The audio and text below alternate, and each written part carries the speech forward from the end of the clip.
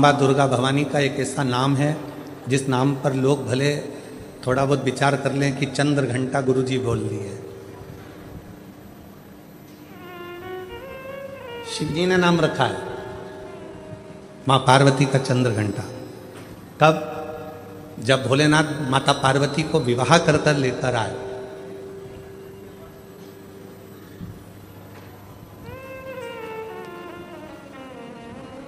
चारों तरफ तारकासुर के आतंक फैला हुआ था। आप लोग तो गुजरात के रहने वाले हो, तो माता रानी के नामों का व्याख्यान तो आप जितना अच्छा कर सकते हो हम तो बहुत कम कर पाएंगे, क्योंकि गुजरात तो पूरा माँ जगतजननी जगदम्बा अम्बा भवानी का एक आनंदमय स्थल है। गुजरात की माँ चंद्रघंटा का नाम चंद्रघंटा कैसे पड़ा? चारों तरफ तारकासुर के असुरों का आतंक फैला और शिवजी पार्वती जी के साथ विवाह कर लिए। और विवाह कर कर बाबा भोलेनाथ पार्वती जी को लेकर जब कैलाश पर पहुंचे, कोई उधर बैठकर भोजन कर रहा था शिवगण, कोई उधर बैठकर खा पी कर पड़ा हुआ था, कोई शिवगण अपने पूरे शरीर को नोच रहा था, कोई शिवगण उछल रहा था। पूरे कैलाश पर भगवान शंकर के गणों ने अपना पूरा जमा कर रखा था, आड़ा टेढ़ा। कुछ बर्तन उधर पड़े हैं, सोने का उधर पड़ा है, आसन उधर पड़ा है, सब सामान यहाँ वहाँ पड़ा था। और भोजन भी कोई एक गण लेकर आता या बनाता तो सब आपस में झगड़ा कर कर उस भोजन को ग्रहण करते। जैसे ही पार्वती जी कैलाश पर पहुंची और पार्वती जी ने देखा कि सारा अस्त व्यस्त कैलाश है, कोई सामान इधर पड़ा है, कोई सामान उधर पड़ा है, कोई सामान उधर पड़ा है, तो पार्वती जी ने शिव जी से कहा कि अपना विवाह हुआ है, अपन कहाँ रहेंगे ऐसे कैलाश पर? शंकर भगवान बोले, अब तुम घर की बहू बनकर आई हो, मेरी अर्धांगिनी बनकर आई हो, तो अब तुम इस पूरे घर को जमाना, सेट करना, पूरे घर को अच्छा बनाना, ये तुम्हारी जवाबदारी। पार्वती जी ने कहा, इतना बड़ा कैलाश और मैं जमाऊं? तुम अकेली नहीं, ये गण है ना इतने सारे, इनके साथ मिलके जमाओ। पार्वती जी बोली, ऐसे गण खाए पिया पसर गए। कोई अपने बाल खुजा रहा है, कोई हाथ पैर खुजा रहा है, कोई के 12 मुंह, कोई के 4 मुंह, कोई के 6 मुंह, इनको कैसे समझाऊंगी? पार्वती जी बोली, इनका भोजन कौन बनाता है? शंकर भगवान बोले, अभी तक हम बनाते थे। गणों का पेट भरने की जवाबदारी तो हमारी है, संसार का पेट भरने की जवाबदारी हमारी है। संसार पृथ्वी पर जितने भी जीव जन्म लेते हैं उनके पेट भरने की जवाबदारी हमारी है। पर अब आज से तुम हमारे साथ शादी कर कर आ गई हो, ये सारी जवाबदारी हमारी खत्म हो गई। आज से पेट भरने की जवाबदारी तुम्हारी है, तुम अन्नपूर्णा बन जाओ और सबका पेट भरो। पार्वती जी ने कहा, मैं संभालूं? हाँ।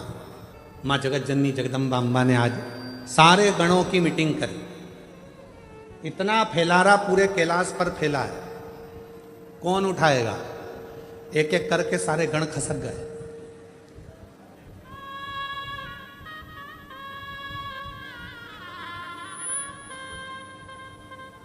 कौन उठाएगा? कोई नहीं। पार्वती जी ने शिव जी से कहा, वो तो सब चले गए। शंकर भगवान ने फिर डमरू बजाया, सबको बुलाया। पार्वती जी ने पूछा, ये भूख लगी है सबको?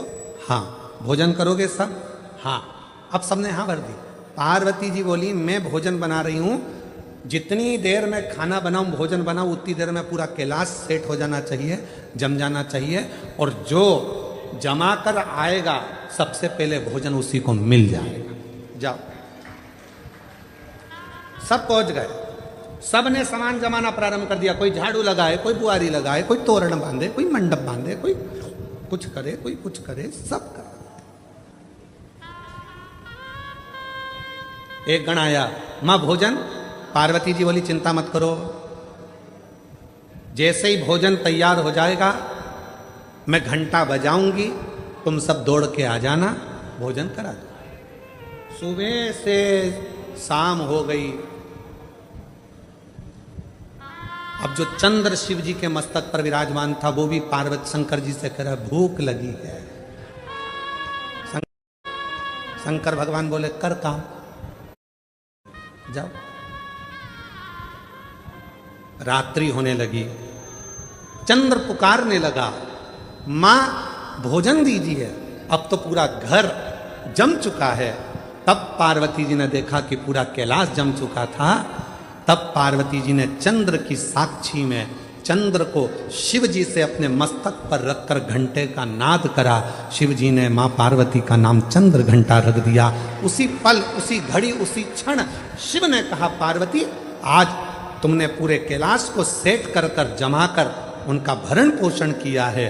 जो तुम्हारे नाम का उच्चारण करेगा वो कितना भी बिखरा हुआ क्यों ना हो, हृदय से टूटा हुआ क्यों ना हो, उसकी दुकान, उसका व्यापार चाहे कितना भी बिखर गया हो, अगर प्रतिदिन एक दुर्वा वो चंद्र घंटा के नाम से अगर मुझे समर्पित करेगा तो उसका घर, परिवार, व्यापार मैं खुद सेट करते चले जाऊंगा, जमाते चले जाऊंगा।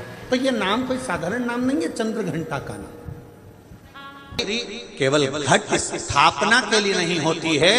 ये नवरात्रि हमारे भीतर एक नारी के सम्मान के लिए प्रकट होती है कि नारी का सम्मान कैसे होना चाहिए, एक नारी का आदर क्या होता है, एक नारी का सम्मान क्या होता है, एक नारी के विचार, उसकी सोच, उसकी दृष्टि क्या होती है।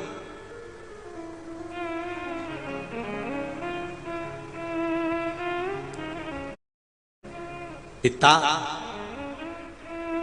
और माता युग के निर्माता हैं ये चार। उसमें माता, पिता, गुरु और राजा जो क्षेत्र का